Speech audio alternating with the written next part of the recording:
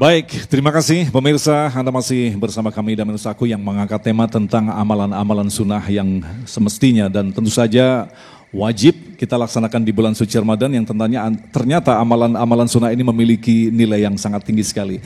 Dan kita tentu saja ingin mendengarkan apa pengalaman-pengalaman, berbagi pengalaman juga gitu ya Kang Emil, tentang bagaimanakah puasa dan apa semangat sebagai seorang pejabat publik yang memiliki tingkat mobilitas yang tinggi menjaga semangat puasanya. Nah Kang Emil mungkin bisa kita mulai, nanti Habib Ali juga Habib Nabil bisa juga terlibat dengan pertanyaan atau memberikan masukan-masukan barangkali nasihat. Nah sekarang kita dari Kang Emil terlebih dahulu Kang, setelah mendengarkan paparan tadi, kalau menurut Kang Emil apa makna puasa itu sendiri apa kalau bagi Kang Emil?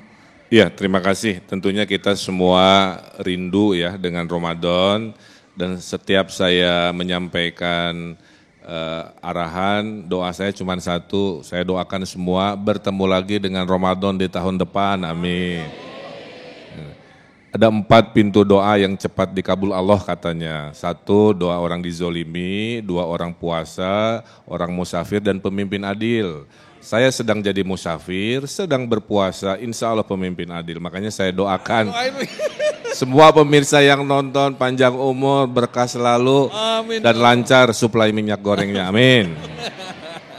Nah jadi maknanya. Nanti patut ini kita gali tentang minyak goreng. Tapi dimulai dari makna puasa bagi Kang Emil. Ya, makna puasa sahrus sabar, jadi kita paling utama itu berlatih kesabaran.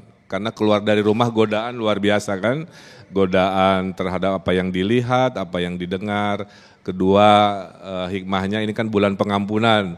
Makanya saya pribadi mengajak warga Jawa Barat, pemirsa TV One untuk tidak henti-hentinya memohon ampunan. Karena pintu pengampunan lagi dibuka Bu, seluas-luasnya gerbangnya kan begitu.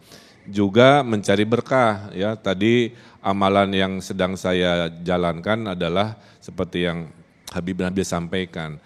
Kalau Habib Nabil berdakwahnya dengan fikih dan ilmu, saya berdakwahnya dengan kekuasaan. Jadi dengan tanda tangan kalau Pak Gubernur tanda tangan, wahai masjid-masjid di Jawa Barat, tolong sediakan takjil di buka puasa. Itu saya lakukan di awal Ramadan ini. Mudah-mudahan se-Jawa Barat taat pada gubernurnya ya, sehingga membukakan takjil bagi yang berbuka. Nah itu salah satu contoh amalan-amalan yang saya lakukan. Kedua tentunya tegaknya agama itu kalau kita selalu bersandar pada ilmunya ulama, adilnya pemimpin, dermawannya orang-orang kaya dan diijabahnya doa-doa du'afa. Makanya bersedekah juga menjadi salah satu diperbesar ya. Dan sedekah itu macam-macam, mungkin ada yang sedekah waktu seperti saya, atensi, ada sedekah ilmu, ada sedekah harta. Nah yang sedang saya lakukan yang paling optimal hari ini adalah sedekah keputusan Bu.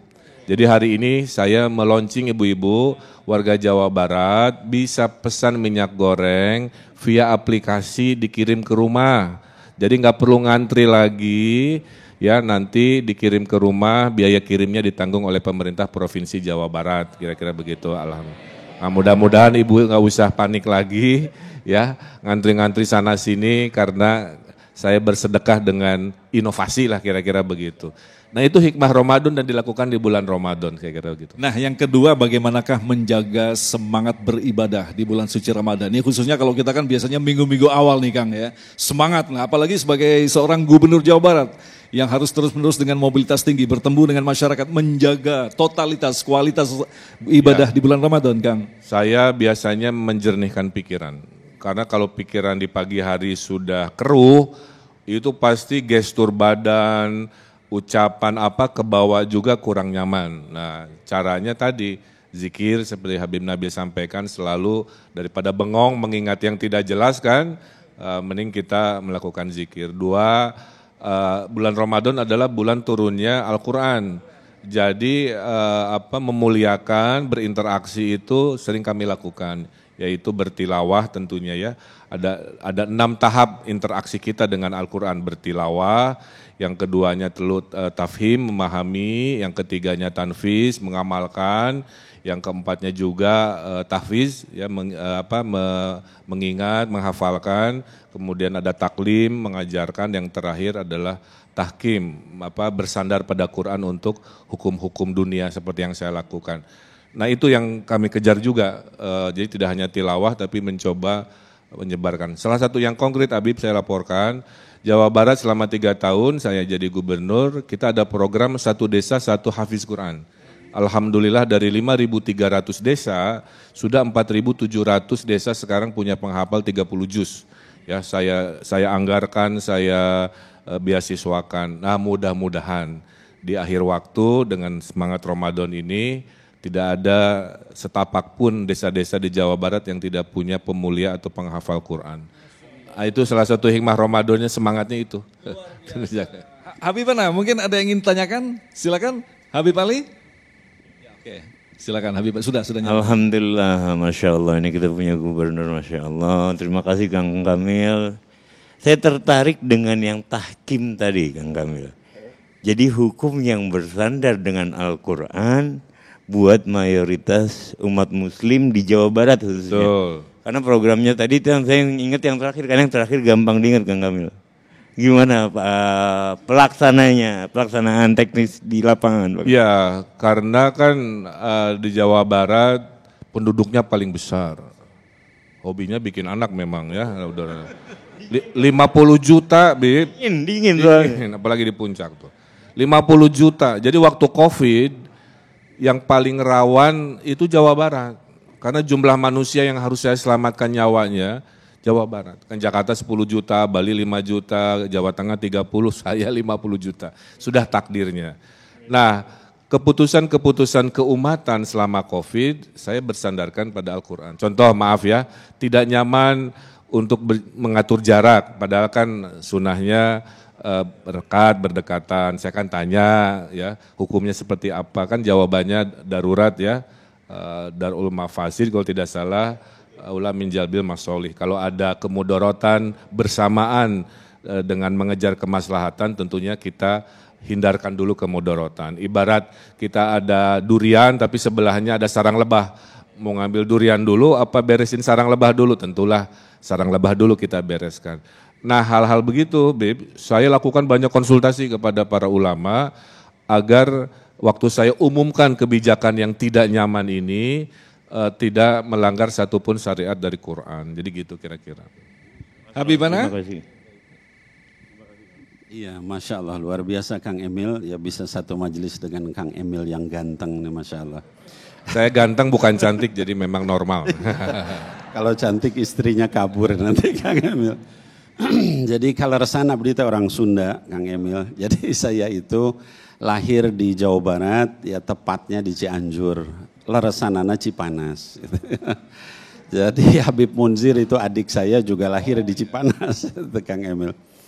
Nah mungkin usulan ya, karena Kang Emil ini harapan kita ya, jadi salah satu pemimpin yang insya Allah ya kelihatan punya concern terhadap agama, terhadap juga kemaslahatan umat. Ya usulan kami ya itu upami dinten Sabtu sareng Minggu teh macet wae kalau. Ya. Jadi yang arah ke puncak itu macet terus-terusan, dan saya tuh kalau mau pulang Masya Allah susahnya. Dan bukan saya aja, yang banyak masyarakat yang Cisarua, ya kemudian Cipayung, ya puncak itu terganggu semua karena memang banyaknya wisatawan dari Jakarta. Nah mungkin Kang Emil ada punya apa tuh kira-kira ya solusinya terhadap itu. Hatur nuhun pisan Kang Emil.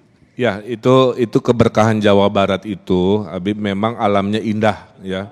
Alamnya indah, hasil surveinya 10 yang tersubur di dunia itu di Jawa Barat.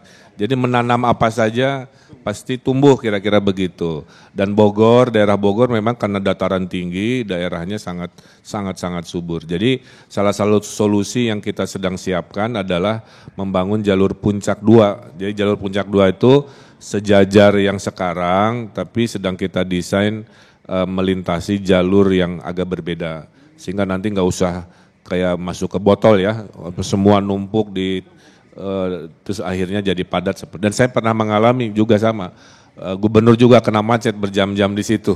Jadi tugas saya adalah memudahkan urusan rakyat saya, tugas saya membuat rakyat saya hidup lebih baik. Jadi secara teknis itu Bib, cuman memang harus koordinasi dengan pemerintah pusat, itu sedang dilakukan, tapi mudah-mudahan itu juga bisa. Termasuk solusi juga di daerah-daerah Bogor, di puncak di Jawa Barat, sekarang kaum duafa bisa dapat kredit tanpa bunga, tanpa agunan, asal cukup jadi jamaah masjid.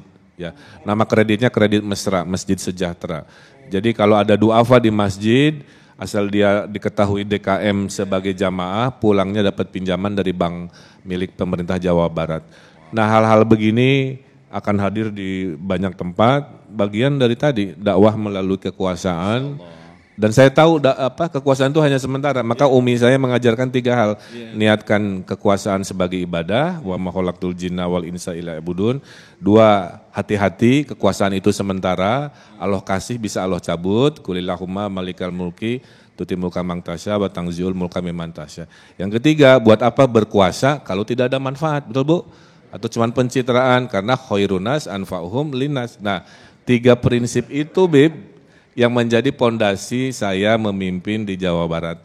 Nah, mudah-mudahan Allah mudahkan. Covid sudah mau surut ibu-ibu ya. Kita tunggu proklamasi kemerdekaan dari Covid, amin ya. Insya Allah menurut terawangan hilalnya sudah terlihat. Itu di tahun ini kita buka masker, doakan. Amin. Kang Emil yang terakhir, mungkin pesan-pesan untuk pemirsa, khususnya pesan untuk pemirsa di Jawa Barat, Kang Emil. Pesan untuk pemirsa TV One, mari nikmati semua nikmat Allah yang diberikan ya. Di ruangan ini aja ada nikmat umur. Saya kehilangan 4 saudara tahun lalu oleh Delta Covid. Kita syukuri nikmat kesehatan, bisa mendengar, bisa bersila, melihat dengan jelas. Kita nikmati iman Islam kita karena tidak semua dapat hidayah. Kita nikmati nikmat bertatap muka ya. Kita nikmati juga berbangsa bernegara. Rusia Ukraina kan lagi perang. Kalau lagi perang boro-boro ada damai syuting live kan kira-kira begitu. Jadi fabi ayyi ala irabbikum atukaziban, wahai warga Jawa Barat, wahai warga Indonesia, dengan banyak bersyukur, menghargai apa yang Allah berikan, tentu dengan cara meningkatkan iman takwa.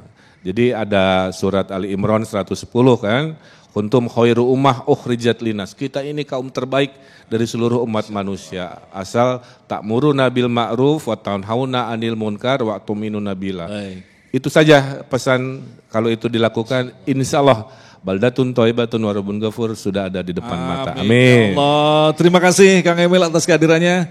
Semoga Allah tetap menjaga Kang Emil dalam melaksanakan tugas dan memberikan keberkahan bagi Kang Emil dan keluarga, khususnya bagi kita pemirsa di Damai Indonesiaku. Baik, kita akan kembali tentu saja dengan kehadiran selanjutnya Habib Ali yang tentu saja nanti insya Allah akan mengantarkan tentang tema bagaimanakah kita memahami tentang sunnah-sunnah yang harus kita lakukan di bulan suci Ramadan. Tetaplah bersama kami, Damai Indonesiaku spesial Ramadan yang dipersembahkan oleh Sarung Wadimor, tentu sarung kita.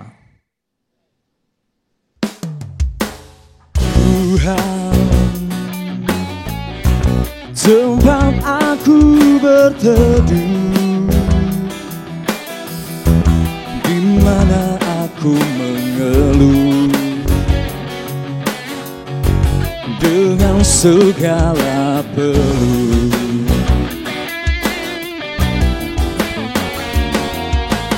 Tuhan,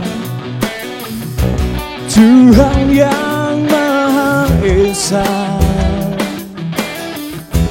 tempat aku memuja dengan segala doa.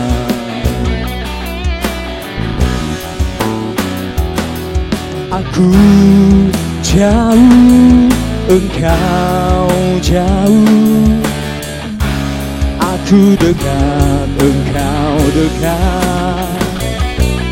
Hati adalah